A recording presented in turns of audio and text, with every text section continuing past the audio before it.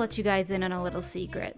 I've wanted to be a content creator, specifically a YouTuber, since I was very young. Over 10 years, I've been mass consuming different types of YouTube media to try and understand what I'd want to create when I actually sit down and take it seriously. Of course, there are things that are just best to learn during the creation experience, like how you choose to handle conflicts, but also the tried and true rules of creation that we've heard so many times and tire from listening to. Like, to be a creator, you need to actually create. Today I wanted to compile a list of what I see as the most important traits I've learned over the year or so of content creation, because maybe it'll help reduce confusion and stress on you that I was subjected to. Note, I always say it, and it's no stranger here either, I am not an expert on this topic. Obviously, I have a lot more learning to do, and a lot more growth to be made, but I'd like to consider myself at least somewhat experienced in the medium. These are all tips that I would personally tell myself a few years ago, so like usual, my apples may be your oranges. What works for me may be terrible for you. For the most part though, in a general sense, these are tips that any creator can implement to help them have a smoother and less stressful journey.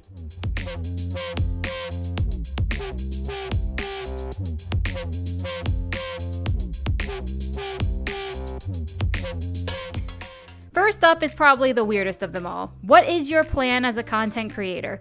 Most channels don't really have an end goal when they start out, and that's fine. The best part about starting as a creator is figuring out what kind of content fits your channel best. I'd love to be a gameplay channel, but it's definitely one of my weaker video types by far. It's something that I know as a creator to work on, and I can focus on that problem area and better implement itself later on. But when starting out, you should have a moment where you figure out what your channel's goal's going to be. It doesn't have to be anything deep or stay the same goal your entire time, but knowing what your main focus is will help you narrow down the style of your content. For example, I do a lot of VTubing and VR chat based content. I love it, but I also diversify style quite a bit. But you can see my community's reaction to different types of videos. Some people are only here for Roxanne, others are here for VR chat, and even less are here for gameplay. And of course, that doesn't mean you have to stay in a box. Variety YouTubers are one of the most popular creator brands like RT Games, Game Grumps, Gloom, and PewDiePie. I actually haven't watched PewDiePie in literal years. The last time I saw him, some chick was trying to strike his video, and it started a whole stew of drama.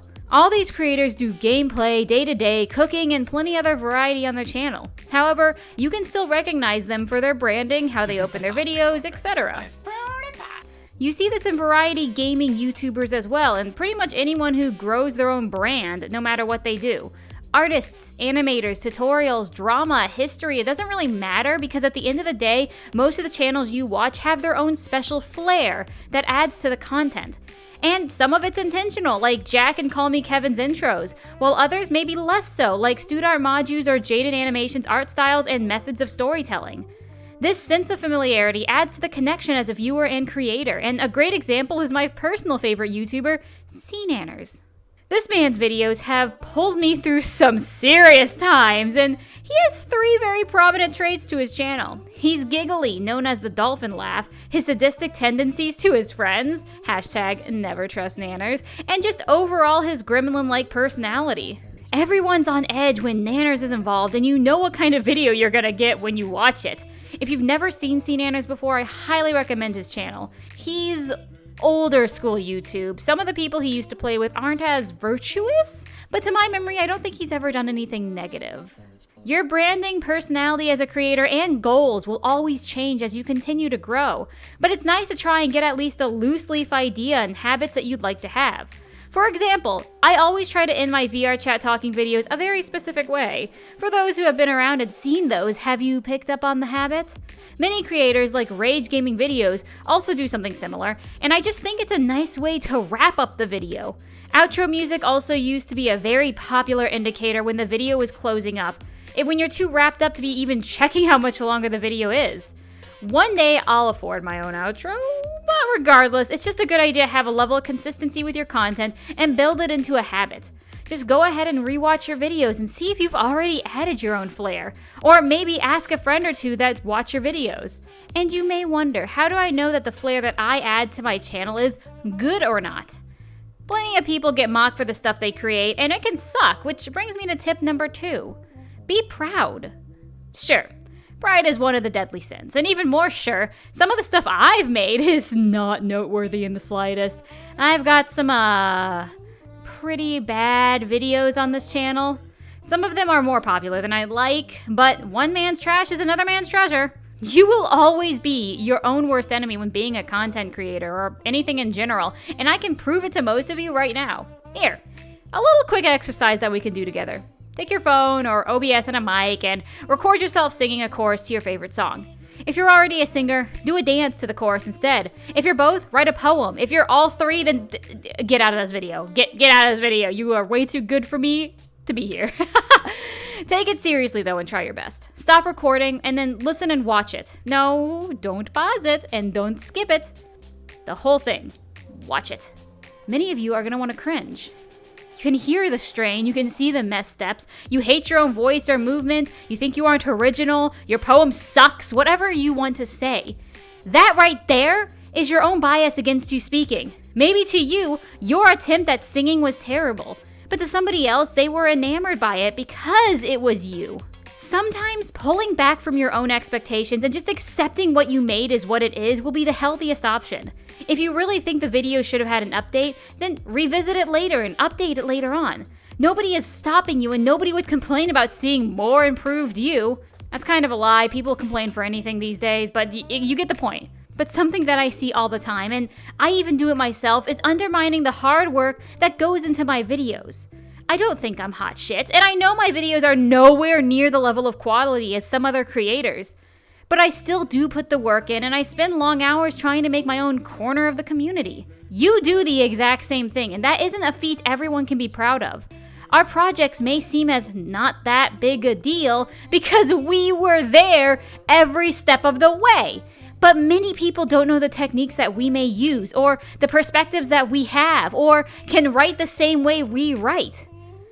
We all have skills and experiences that we can add to the community as a whole, no matter what that community is. And this is for creation in general, not even video format. I know people who can sculpt a body in less than an hour, and I wish I could just pick their brain apart and understand how. This video is a great example of something that any other creator can do.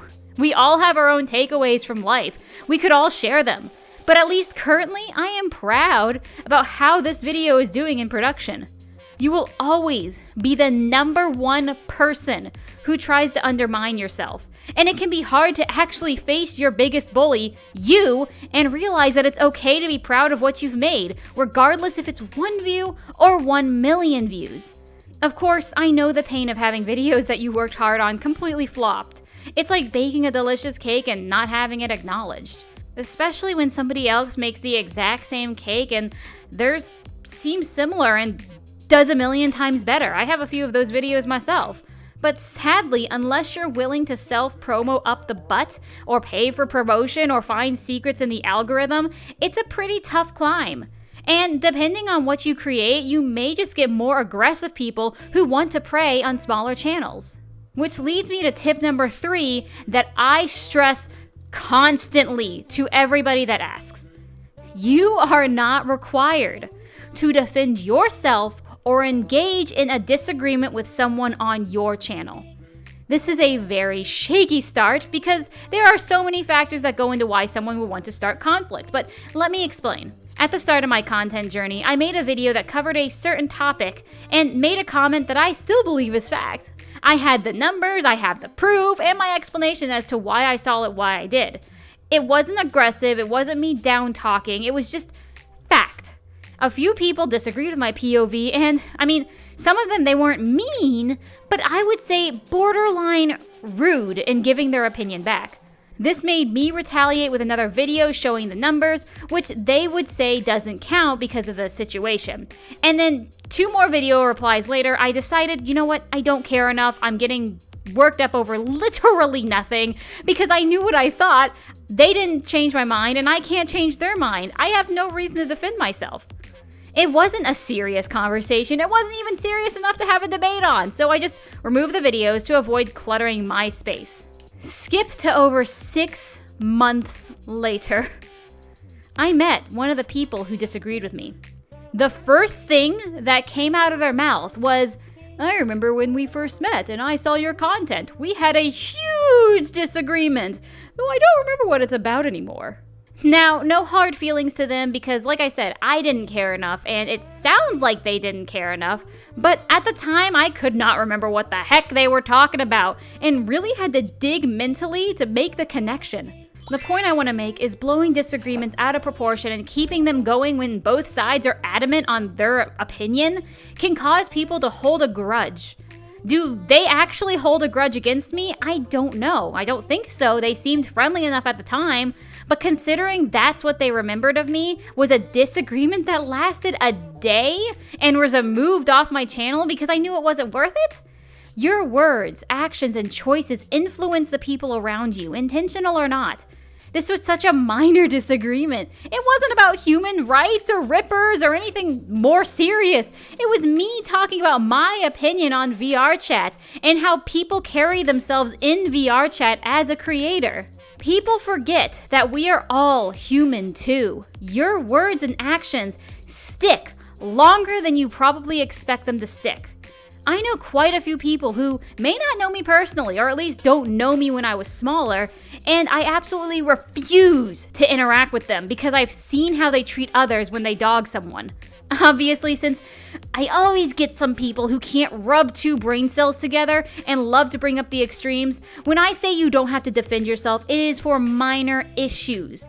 If someone is trying to claim that you've done something really bad, then of course it makes sense to nip it at the bud instead of quietly letting it fester. But for smaller things, like when I made a joke about how DoorDash must train their employees to always leave my food against the door so it gets knocked over, strangers on the internet told me I didn't deserve to eat. I don't think that's worth my time, and by constantly trying to defend yourself, it just keeps these toxic people around to poison you in your other videos.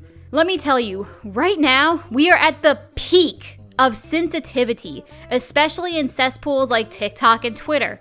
People will straight up tell someone to put their dog down because it has a non-life-threatening, painless defect. Trust me, if there is something for a super social justice keyboard warrior to latch on, they will.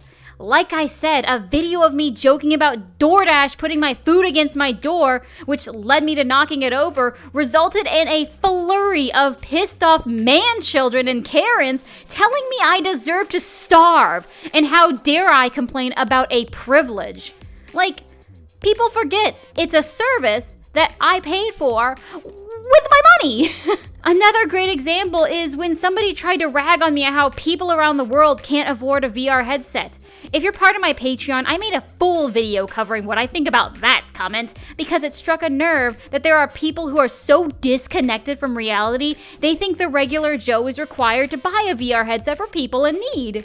Like, if I had money to spare, I'd give it towards, I don't know, food, clothes, lodging, actual necessities? I hope you enjoy that quest, you homeless person. You don't got any internet, but at least you can play VR chat. The level of entitled expectations that many people on the internet have and things that offend them to the point of wishing harm and death is outstanding. Which is why I'm serious about reducing the amount of discourse you engage in. I have a general rule. If people are choosing to not use the critical thinking skills they should have gained in second grade, then I make a pinned comment to explain whatever situation in question got brought up.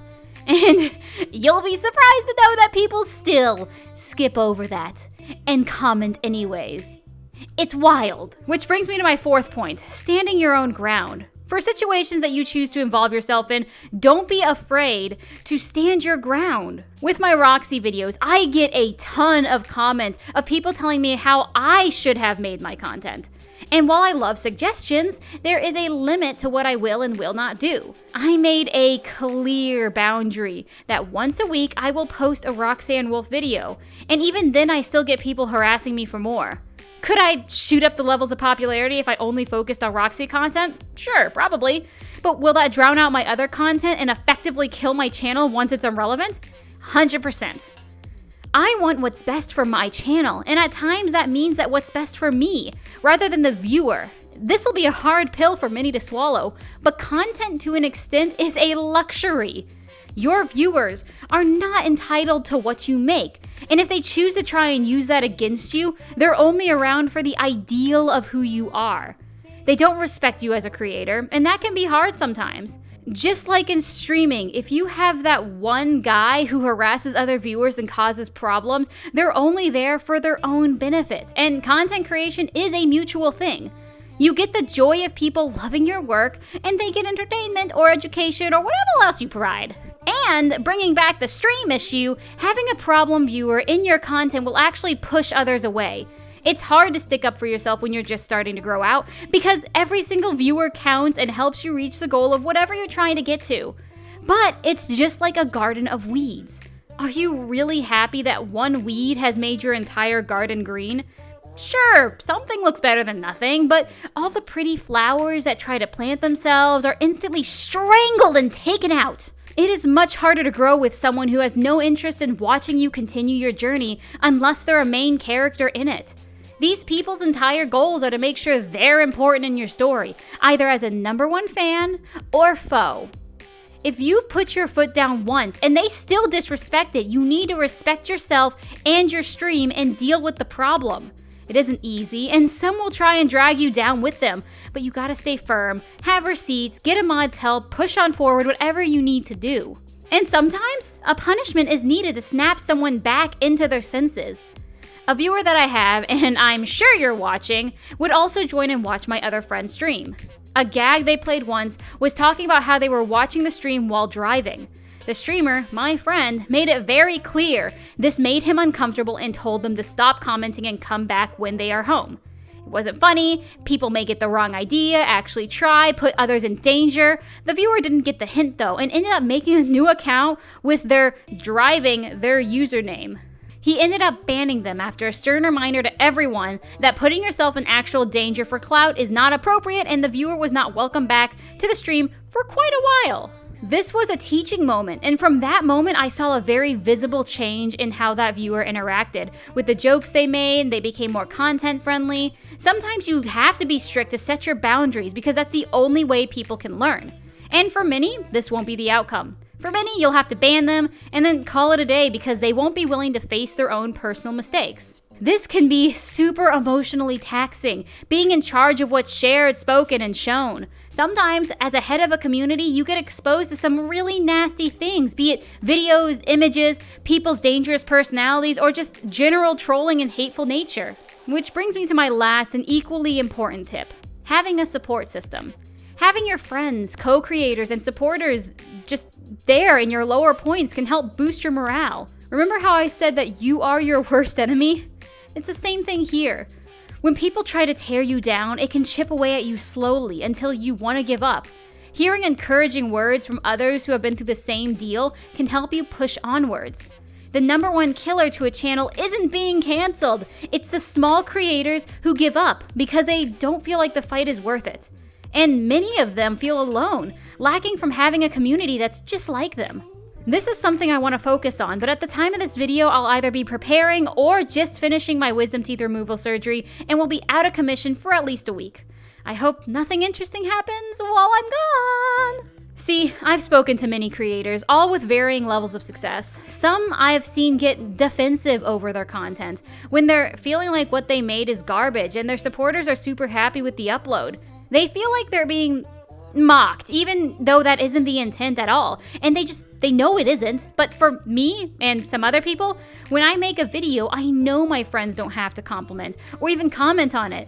But there's always a small voice in the back of my head that they're only being nice because they know me. They don't want to hurt my feelings. I don't even want to start covering when my friends tell me the video isn't good. I appreciate the honesty, but also tact and time and place and how you say it are all important factors that a lot of people forget. So yeah, my main piece of advice here is to find people who you can connect with creator-wise. For the content creators, no matter what kind of content you make, as long as it's not offensive, would having a space where you could talk to each other and the support of other creators be something you'd be interested in? Or is there a big worry about people just taking advice but never giving any? I'd love to hear your opinions. For me, StudArts Modu and Brandon.jpg are my two main pillars of support in terms of creator-to-creator talk, specifically Modu. I love you, my wife. Heartsies. We keep each other realistic in our content and are able to really open up to each other about the big feelings we have with what we make and the ever-staying imposter syndrome. I know I have it, and I know she has it. A lot of us do. Having someone you can trust to be realistic and supportive is the best way to keep yourself going. With that, though, we've pretty much covered everything I wanted to today. Thank you all so much for sticking around to the end, and I want to know in the comments, what is your own personal tip you've learned over time that you feel people don't talk about that much? Let's make this video a healthy resource of information that we can all learn from. Y'all be good now, and make sure to drink your water, eat your broccoli, and have a fantastic day. See y'all in the next video.